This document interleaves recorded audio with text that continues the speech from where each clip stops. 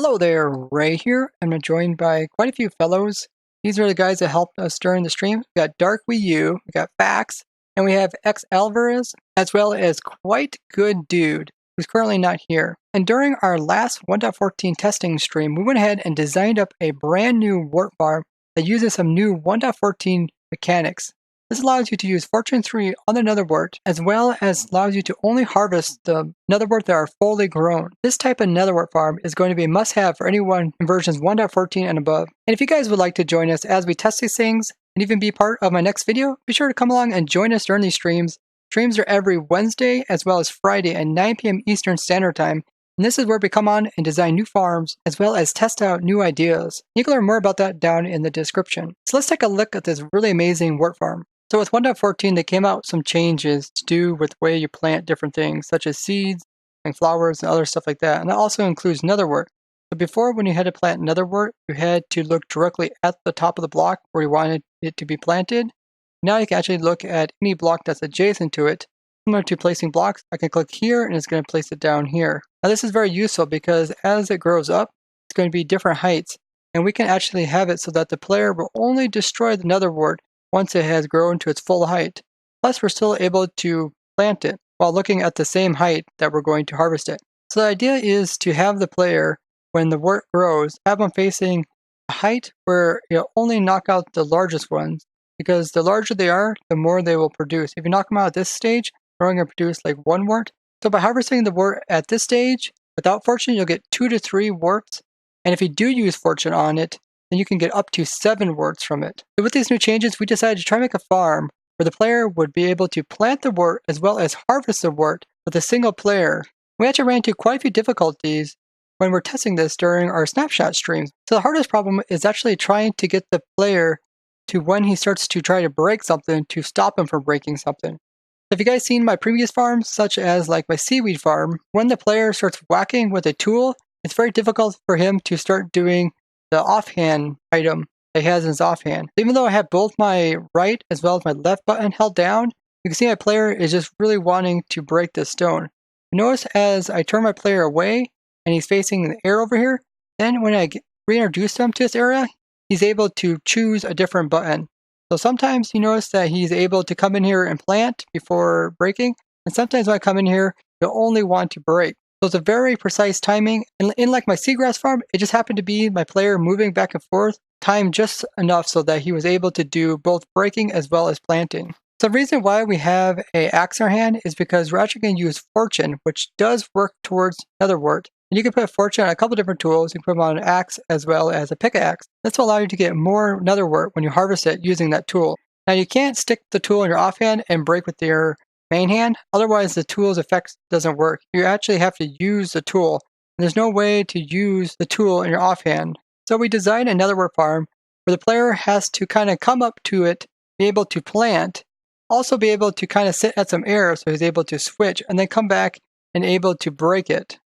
And that's what we actually designed over here with a lot of testing. As you see, we got quite a few different designs during our stream trying to figure this out. Some of them we were trying to space it between the Nether Wart and like blocks between to give the player enough air so he could switch again.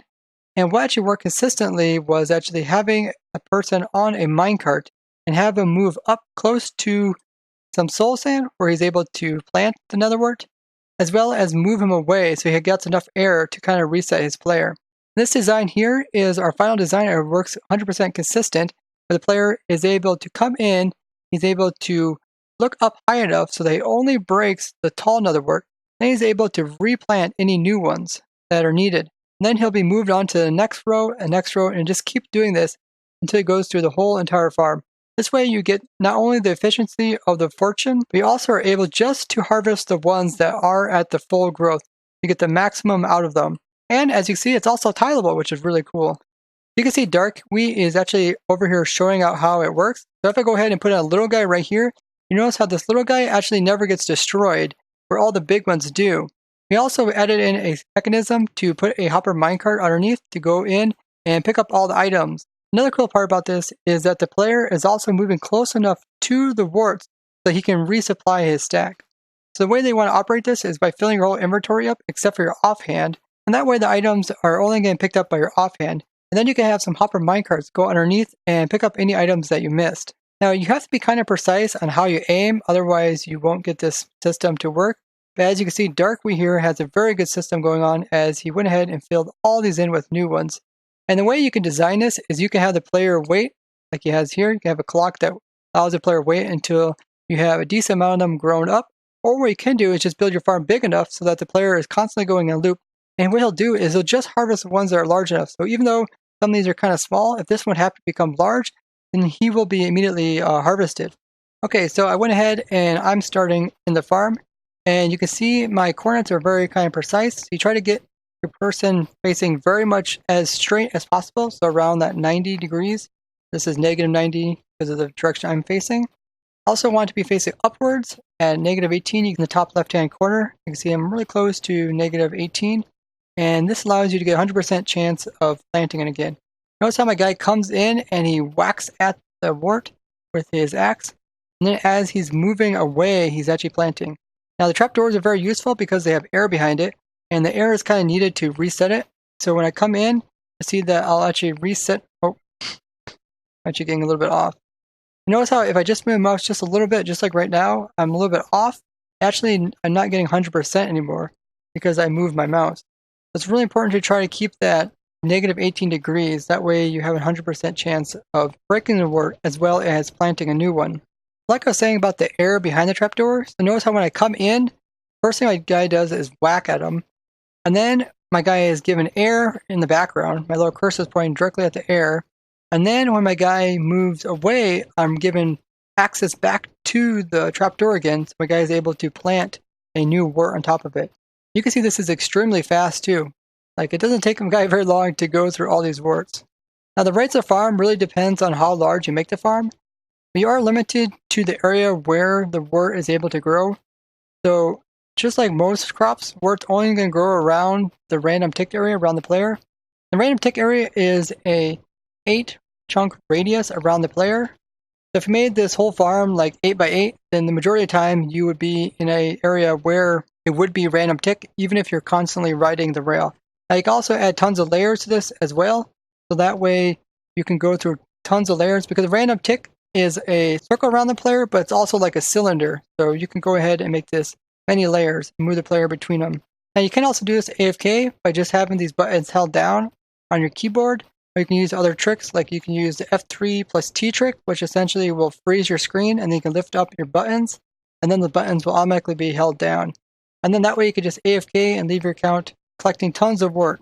So notice how we also had some wart that fell down here. If you want to, you can also run hopper minecarts underneath that, or you can run one hopper minecart that kind of runs the length of the player. So maybe one that kind of goes with the player, so wherever the player goes, it kind of follows him back and forth. And that might be something to do if you're going for kind of a larger scale. We have some command blocks here just so we can increase the growth so that we could test it. And we tried a lot of different types of setup, but this setup here you see with the rails can be done in survival. It is directional, so you have to kind of pay attention what direction you put this. The direction we're going is from west to east is which way the rails are facing. And the way that this works is that the minecart will kind of go around this and then fall down onto a new one. As you can see, this is elevated, fall into this row. And then it'll always come against these soul sand blocks and it'll bump off of them. And then what it'll do is it'll come between these curve rails, and the curve rails allow it to jump into the next section. This way you can make it tileable as well as very small. Now we tried a lot of different types of sizes as well as a lot of different types of combinations. As you can see, we did a lot of testing around in the area. And it seemed best at this stage here.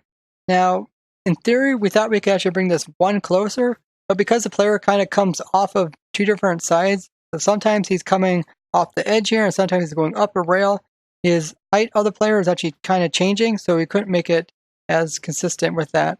So the way that I would probably do it, I would just make these slices about 8 chunks wide that direction and just like this, and maybe 8 chunks that way as well. And that way you're just working in a big huge cube. And then the majority of times you would have it so that the wart can be growing as you're running it. It doesn't matter what type of material the axe is made out of or the pickaxe. Anytime you use a tool that works on a block that's instant, it's all going to be the same speed. So in other words, it's an instant break block, so it don't matter what you use, it's going to break it. That also means it's not going to take any durability. So you see this axe didn't take any durability. It's always been at 249. That's because anytime you use a tool on something that's instant, it will never take durability. So you don't have to worry about having mending on this tool or picking up XPs or anything like this. And when your player is breaking stuff that's instant, he also won't take any hunger. So you don't need to have any kind of regeneration beacons or any kind of food to prevent the player from starving on like a hard mode server. We're going to show you guys how you can actually do this rail setup here in survival. So you want to start by placing down your power rails. There's a section of 2 of them, and then 3 of them, then 2 of them, and then 3 of them, and 2 of them.